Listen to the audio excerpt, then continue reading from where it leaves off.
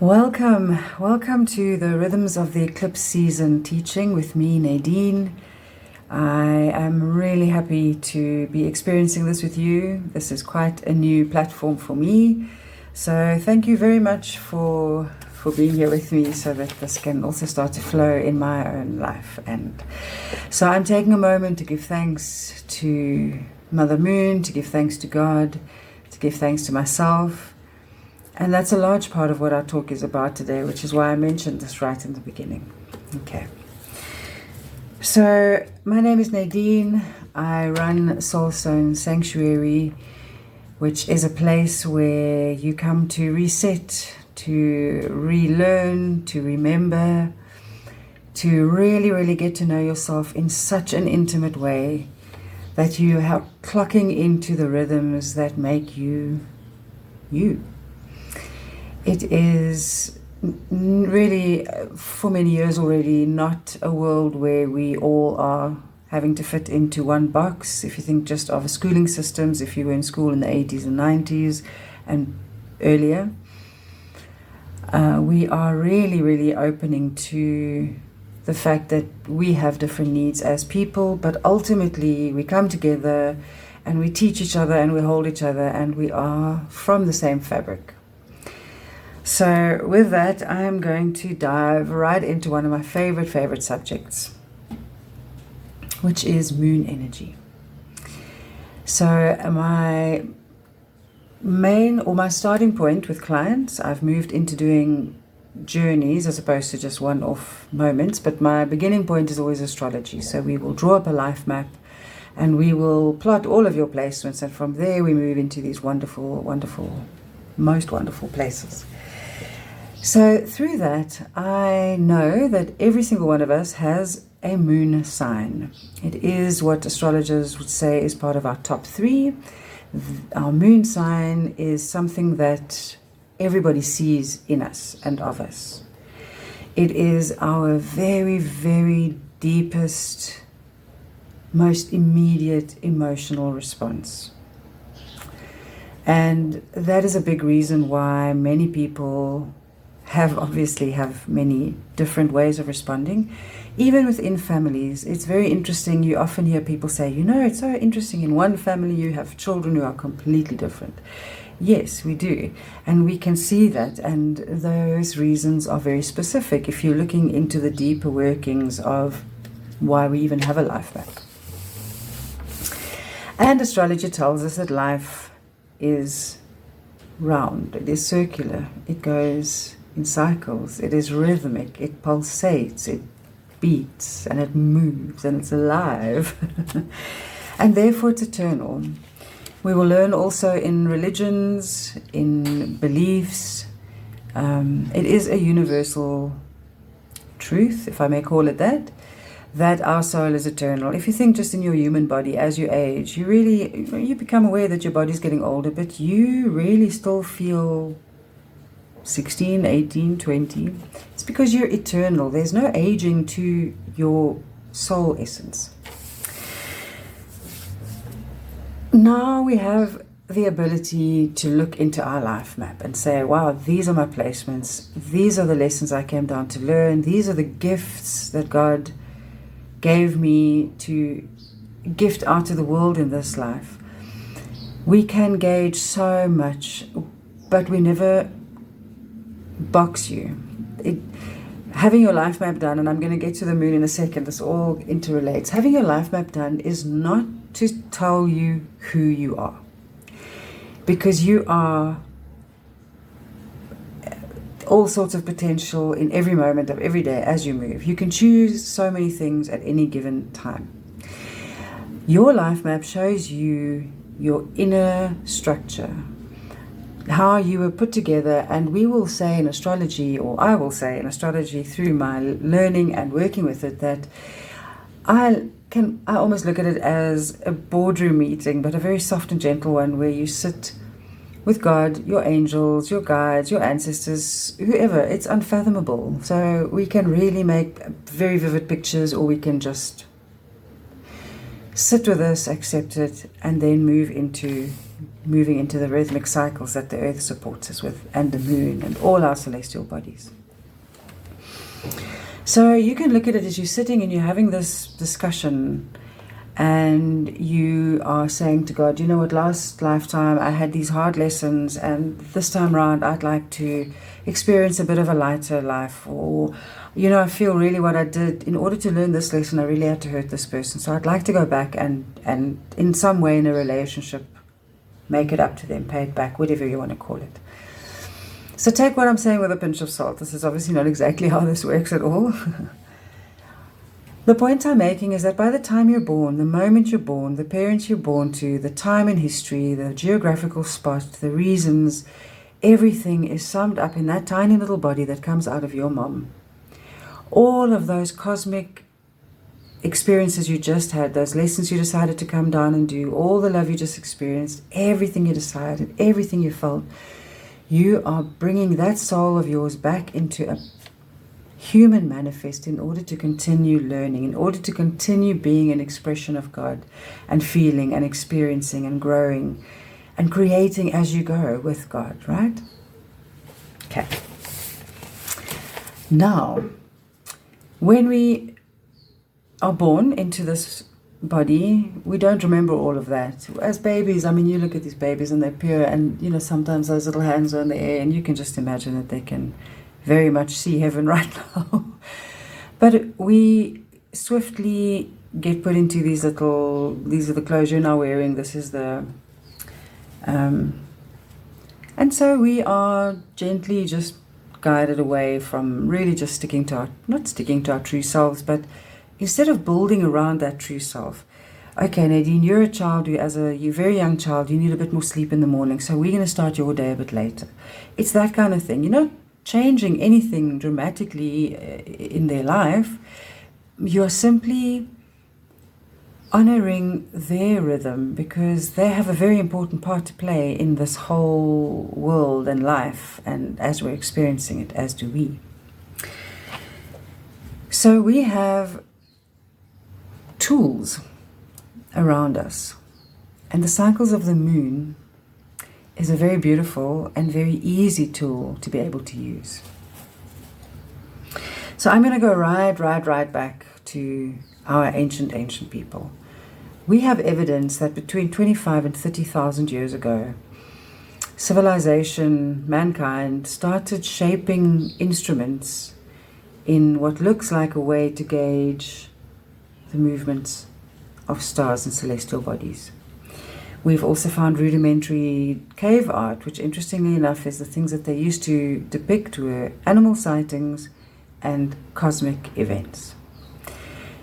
So that shows us that from that time period, 25 to 30,000 years ago, our moon, our Earth, our home satellite became a timekeeper for us. We were able to observe and to see, aha, that is not just a big shiny round thing in there. There are real reasons and rhythms happening here. And so we started attaching things to that. If you think of us as biological organisms, we all need cycles for survival. So I'm just looking at my notes every now and then. So we can think of biological cycles like our circadian rhythm, which is our 24-hour internal clock. We can think of rhythms within our body like our menstrual cycle, roughly every 28 days. People have, I always forget what it's called, but that, you know, is it seasonal disorder, something when you, forgive me, but so several species have adapted some of their biological cycles to line up with the lunar cycle. This is how important that rhythmical event and occurrence is tied into our lives. Average adults, we are made up of 60 to 70% of water. The oceans of our world, we have tides because of the gravitational force of the moon. So yes, when I was doing research into the scientific side of what I'm presenting today, it's interesting always when science is always particular in saying, although there isn't much evidence found, or but isn't that the magic of it? So I love that they're still documented in any case, because through time immemorial, forever, we have held onto these beliefs. We believe that we are affected by the moon. I mean, look at werewolves. Look at the stories we've created over the centuries that we've lived under this beautiful satellite above us. So, sorry, I don't want to lose the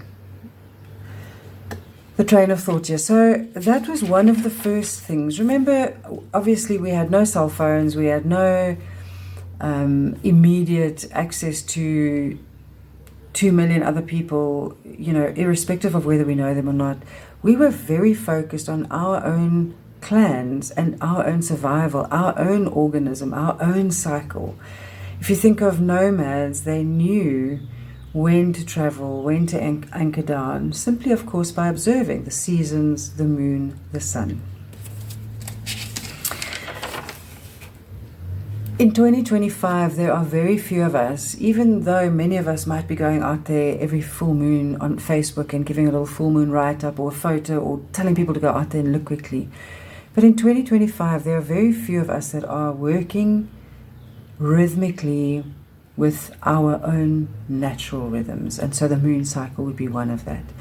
There are women who are doing beautiful work like red tent work, which brings that beautiful womb and the moon and menstruation and that kind of power and medicine.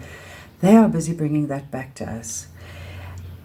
Think of going on a 3-day,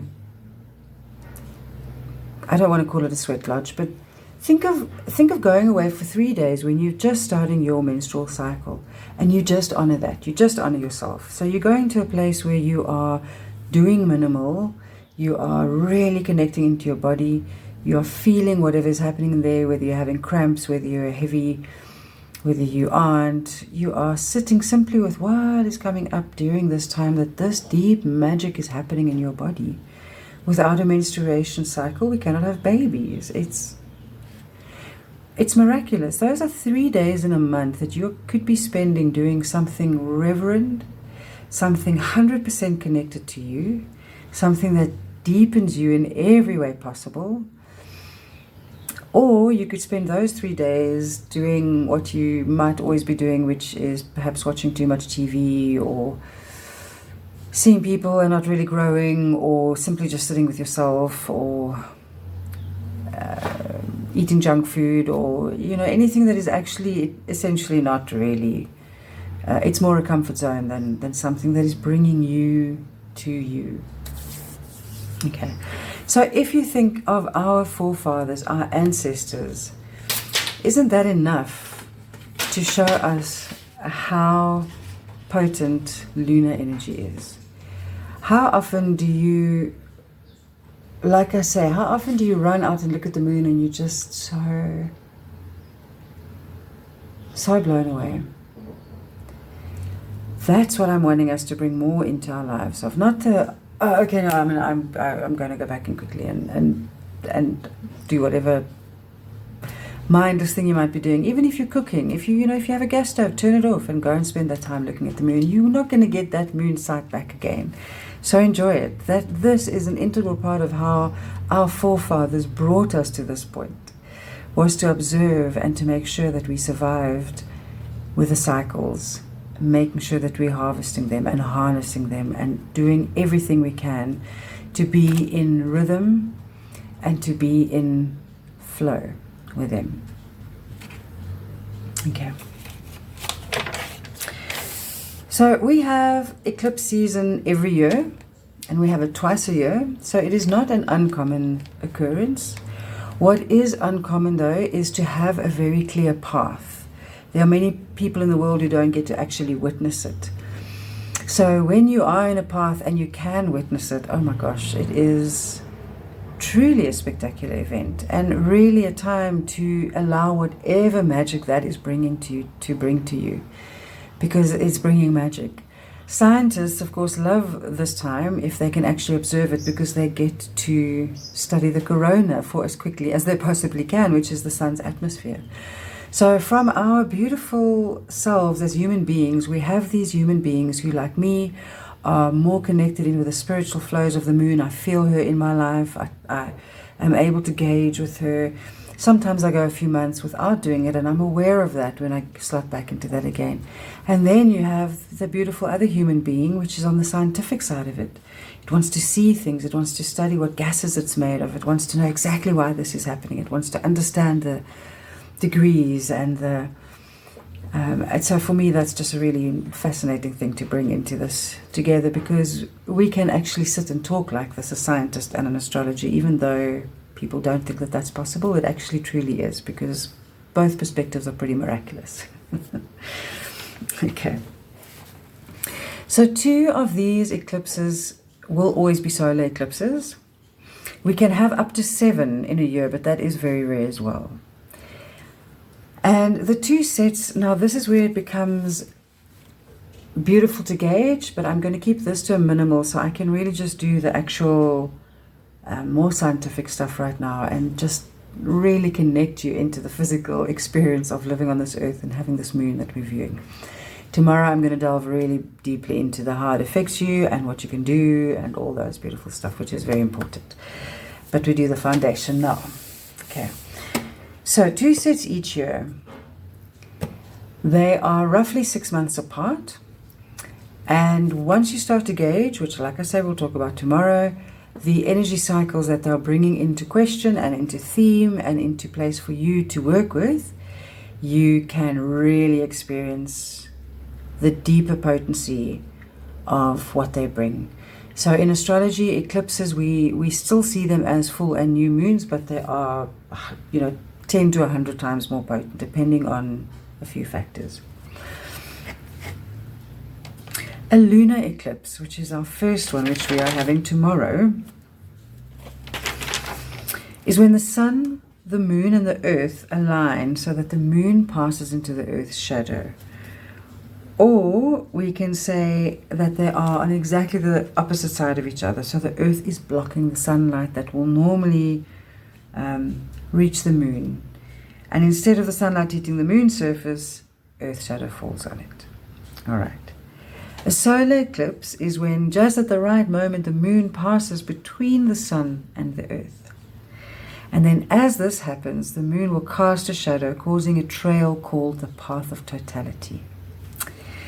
In that path, the moon completely blocks the sunlight for a few minutes and can be quite confusing even for animals, interestingly enough. As I said, of course, scientists love it because they get a little bit of study time. And eclipses occur when any celestial bodies, like a moon or a planet, passes between 2 other bodies, obscuring the view of objects like the sun. This is what NASA teaches us. Okay.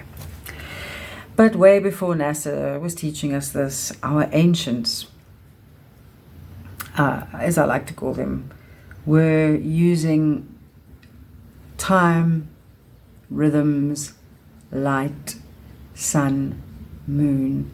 Venus as well was a big one that was used back then. Okay.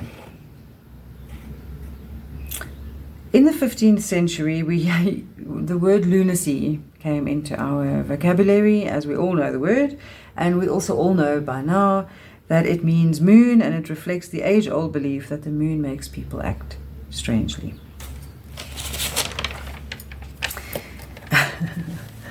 is always funny for me. So if we think quickly just to the amount of different things that we can work with here with moon energy. When the moon is full, we have the opportunity to give away, right? If you think of a pregnant woman, when that belly is full and that time is up, something's coming out called a baby.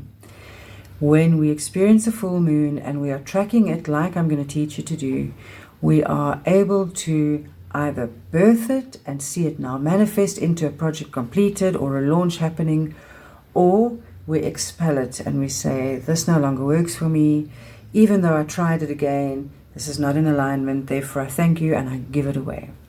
So giving away is not always giving away of icky things. Giving away is a beautiful way, obviously, of clearing for you to be able to call in. Now, when I say obviously, it's important to really make sure that you understand what that means. If you think of all the positive talk you have experienced throughout the years, if you think of, in South Africa, there was a guy called the Yes Man. We've got Tony Robbins. We've got people who are really telling beautiful, positive things out there in your mind, power. These are all absolutely true. Absolutely true. But you might not be at that stage yet where you can just clock into that and it's working for you. And that is where a lot of people just simply stop. So I make the assumption, as I'm talking now, that 99% of you are hurting. 99% of you are very scared. 99% of you are very unsure. And 100% of us are way overstressed. Okay. Now, we are expected to man up, pull your socks up, and move on. That's not healthy. And that takes time. Yes, there is this beautiful, beautiful moment where everything dissolves and you have that healing. You have that new thought. You have that new way of doing it. But in this physical body, it's going to possibly take you 10 to 100 times of having to come back to remembering that and starting to do it that way again. Because this rhythm has been anchored in you. If it's a rhythm of depression, if it's a rhythm of insecurity, if it's a rhythm of being abandoned, feeling unseen, if it's a rhythm of overconfidence, whatever it is, you are going to have rhythms within you that are actually lies.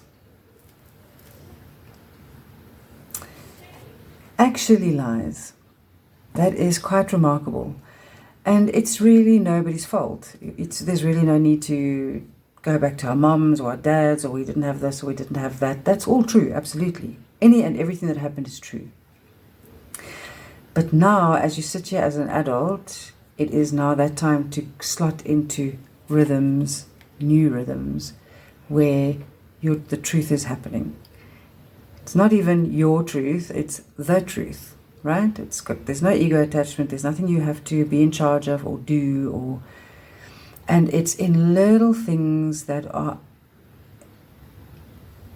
what is uncomplex? Simple. The simple things, the powerfully simple things, like instead of mindlessly flicking through TikTok, go and spend 3/4 of an hour sitting under Luna while she's full, or while there's an eclipse, or any other bloody damn day of the week, and just experience that magnanimity, that connection that you have, because that is a true rhythm. That person that you're seeing in the video clip who's just fallen off the ice track and everyone thinks it's hysterical, it's got no bearing whatsoever on your life, on your growth, on who you are as a person. It's not part of your village, it doesn't speak your language. Stop it. In a world of overwhelm, which is where we are right now, and everything is overwhelmed, even stress. I released a video not so long ago where I talk about just stopping. But even just stopping is not easy, and we will fight it because our mind wants to keep us in that thing we've been in for so long. It's a rhythm, it knows, it's anchored, it's exactly what it's been doing all these years. And the mind loves to trick us. It's stopping and doing something, I want to say ancient, is really only the way I can say it. It is putting your hand on your belly and just feeling that rhythm. It is checking that the moon is becoming full again and feeling those menstrual cramps coming, because perhaps that's what rhythm your menstrual cycle has taken on. Mine is very often with a new moon, and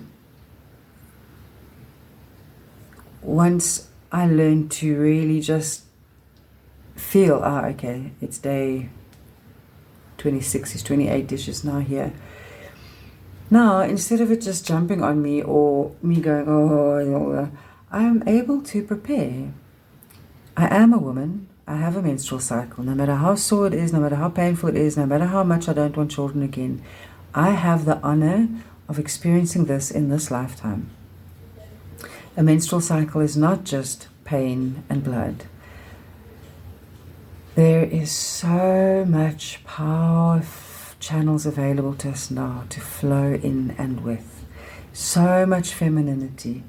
So much for us to go and learn and experience, to bring back to our men, to bring back to our villages, to bring back to our workplaces, to bring into our social media, so that we're starting to talk about healthier things. We're sharing healthier things. We are reaching out really to each other because we feel each other, because that's the point. That's the point. Okay. These last few years for me have also been, and we'll get to that tomorrow because I'll show you exactly how that moon thing works there. But due to my Chiron, where Chiron is transiting at the moment, and my moon, my natal moon sign, they are connecting. And it's been a very emotionally difficult last few years for me, extremely. And it's to the point where if you try and start talking about it, it just feels like, Yosi, this can't possibly be like this. So it took me those little but powerful things to just bring me out of that intensity all the time. The 4-month program that I run is called Avalanche Child. I am very connected to that Celtic nature. However, I very much believe in God, because that is what we believe in. And so I often feel like I'm a bridge between Christianity and this beautiful nature side of belief and faith and experiencing it and living it. And so for me, it became a matter of just the littlest things I could do became the important things. Pick up the little pebbles like I like to do, touch the moss like I like to do, make the sun water like I like to do, sleep with a crystal under my pillow, whatever it is, pull a card, or write a poem. You know, those little things. I didn't need to make any sense. I didn't need to even think about them. It was just that comfort that I allowed myself. That brought me to the, yes, living with these rhythms is the only bloody thing I can do, right? So this is your chance now to learn to work with the moon. And once you learn to work with the moon, you will see how easily all the others start to slot in, especially if you have your life map and you start to really track and work with what is transiting you where and when. Okay. That I'm going to leave there for the cycles and the ancients, and I'm going to move, before I conclude this teaching, I am going to start with the astrology side, which is very, very, very exciting. Okay, emotions. Emotions. If you look into any Eastern Buddhistic teachings, emotions are taught about often because they are such a prominent part of who we are. But the lesson also is that the emotions should not overtake. The emotions that we carry are a complement to how we express everything, what we're experiencing, what we're giving, who we are. It's all a facet and faceted in with us. Some of us will have moon signs, especially fire signs. Fire moon signs are reactive. So, you know, those are the reactions. Or moon in first house, it's written on your face. My moon is in the first house, and you see when I talk, I get animated. my heart, I wear my heart on my sleeve. That used to get me in a real tizzy a lot in my life, because I would feel like I'm coming on too strong, or, you know, that old thing of I'm too much. And it took me many, many, many years, even after I became an astrologer professionally and have studied for so many years, still when it came to me, I would find these reasons to make it just crap. Or make, you know, that's my own story, that's for another day, but I'm a perfect guinea pig for a life map, and really working with it. So it took many years for me to learn that the creative side of my moon, by the way, my moon is in Aries, it's the very first sign, so it's really reactive, it's It, says it bluntly. It doesn't necessarily mean it ugly, though. It just feels like the truth must be told, right? But it can come across as very crass, and it can come across as very unfeeling, even, like I say, if we don't mean it that way. So in Aries Moon's lesson, one of our lessons is to learn refinement. Pause. Do that beautiful, I forget where this lesson comes from, but ask those 3 questions. Is it kind? Is it necessary? Is it true? Is it really necessary for me to say what's about to blurt out of my mouth? Is it really? The truth is, yes, there are absolute times when an Aries moon is a perfect person to have in the room because the truth must be told. It might even be in a very positive way where somebody, how can I use an example? Somebody's feeling very low. They're holding on to this belief that they have about themselves. And it might take an Aries moon to just come in and say, could you stop doing that? You're freaking amazing. Like, you're amazing. Just to shake that person out and get rid of that fear, because that fear is not the goal. All right, so there's a time and a place for it. It took me many, many years to realize that the creative side of Aries, which is beautiful storytelling, wonderful ways of explaining things, a phenomenal sense of humor,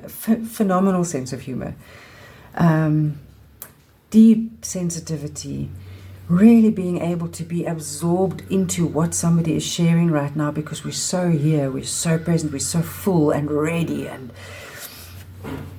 that fire is needed in our world. Now, just to give you a quick perspective before I move on, every single moon sign, every single placement within your life map and within your life will have the yin and yang. It will have the harmonious reason and it will have the disharmonious reason, but the disharmonious reason is always able to become harmonious. That is the point. If at the end of your life there's some things you didn't sort out, there's no judgment, but you have the potential now to pay attention, okay, to what these things are telling you.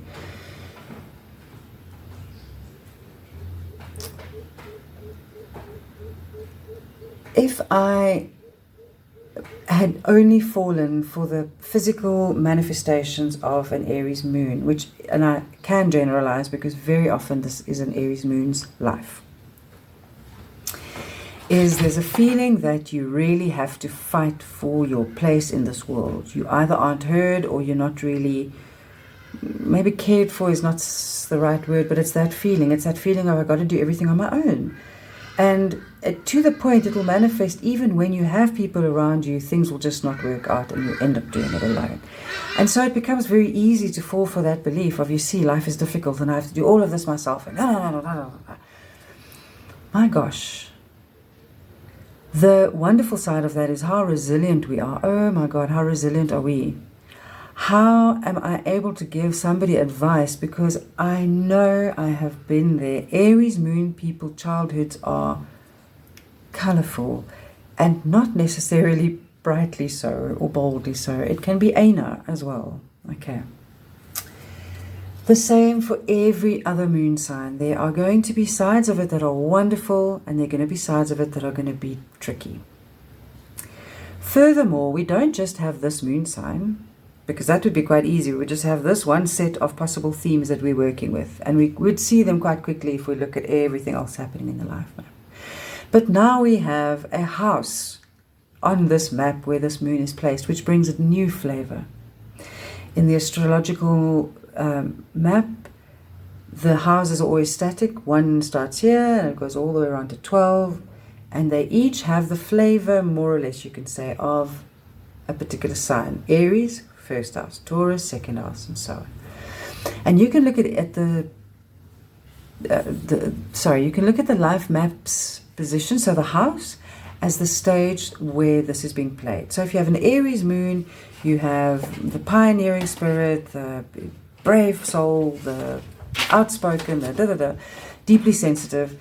And if it's in the 6th house, it's going to be in a placement where you've got Virgo tendency. So it wants to be quite disciplined, it wants to be helpful, it wants to be of service. So now you've got this new flavor in here. And then that's not all. You have other aspects that might be playing on your moon. For example, if you have a Pluto opposition moon, your emotions are seriously strong. seriously strong, like to the point of, what's the word when you, like obsession kind of thing. Okay. So I can't possibly go through all the possibilities right now. There just simply are too many.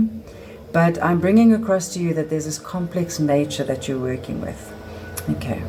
If you are in a room with people, let's say you are at a restaurant and there are 12 of you at a table, and outside something happens, there's an accident. So this is also a little bit of Mars, but I'm just going to explain it like this to you and hope that you just take it as I'm saying it.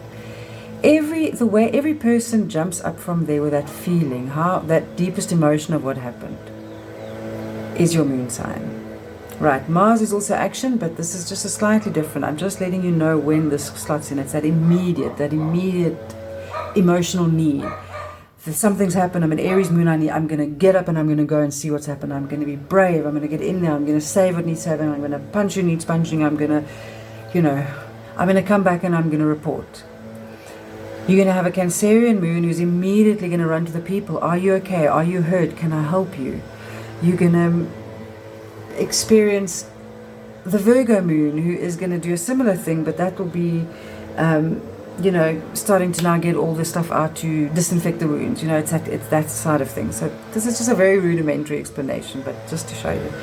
And so, of course, all of us fit into that place, and we all sort out what just happened. And this is the beauty of how we come together, or a beauty of how we come together. Moon placements also become very important if you're going to look at relationship compatibility, and that's any relationship, whether it's going to be a new business partnership, whether you are looking at employing somebody, whether it is literally a love, whether it's a parent that you want to check out your new baby. Your moon signs playing together is going to be important to look at for the emotional flavor of that relationship. We have, as you know, you'll have people who bolster you in your life. You just feel at home with them. These are part of that feeling is a beautiful moon placement alignment, more than likely. There's a few other possibilities, but this is the kind of thing I'm talking about. And you'll have moon placements which are challenging each other and will really grate. It's those people that you just can't place it, but when they're in the room, those are also, I want to say, good moon pointers, because even though they're tricky, they challenge you. Why do I feel this way? Oh, okay, it's because of that. It's something in myself that I need to heal. Or, oh my gosh, I didn't even realize I had this thing. Oh, thank you for showing me that. But in the moment, and because we aren't always trained like this, and because we're overstressed, like I said, we don't see that immediately. The more we slot into starting to work with our moon cycles, the more many things we become. The less stressed, the more tolerant of people around us, the more accepting of ourselves, the better we sleep, the clearer we're able to speak in a room, the clearer our vision for ourselves. And I'm going to leave you with that. Tomorrow, because you've registered, you will be receiving a ritual from me as well. And I will leave you with that tomorrow is a full lunar eclipse. And by the way, I forgot to tell you that the reason why it's called blood is because of the lunar eclipse. There's a point in it where it creates an orangey red haze. And so if you're able to see that, that is really a magnificent thing. That is why it's called a blood moon, because of the tint that it gets. And it's in Virgo. And so full moon is shedding. And I'm leaving you with the question of what can you shed in the areas of your life where you are in boxes. In other words, Virgos alike and in a way need to box things. They want to know this thing is here. When I come into my garage, those people that have drawn the thing so that that's a typical Virgo garage. Which I love, by the way.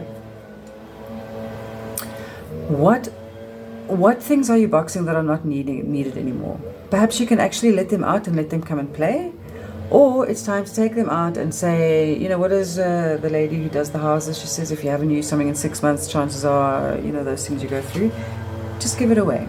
Give it away. You're gonna see there's a little space there for a new something to put in there. Okay. Discipline. How are you doing with discipline? Do you have any kind of discipline? Are you over disciplined? Just gently think about those things until tomorrow when you get your ritual, and you'll then go through the prompts that you get.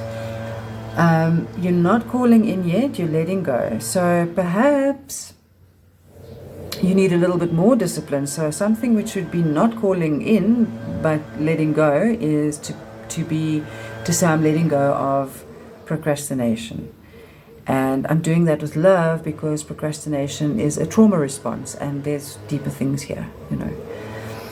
So it's another very important question is your diet. How are you looking after your body? Do you have an exercise regime of any sort? Did you, and you're a little bit behind? Look just at all the possibilities of what it is for you. Are you walking? Aren't you walking? Come, you go there. Really go there. Go there honestly. Go there gently. Go there gently. Don't write anything down yet or make any lists, or just gently as you go through the day. Hold that. Tomorrow we're going to delve into a lot more deeper astrological workings. Then you're welcome to bring your pen and paper. Please walk with moonlight the rest of the day. Gently bring Luna into you. How does she manifest for you?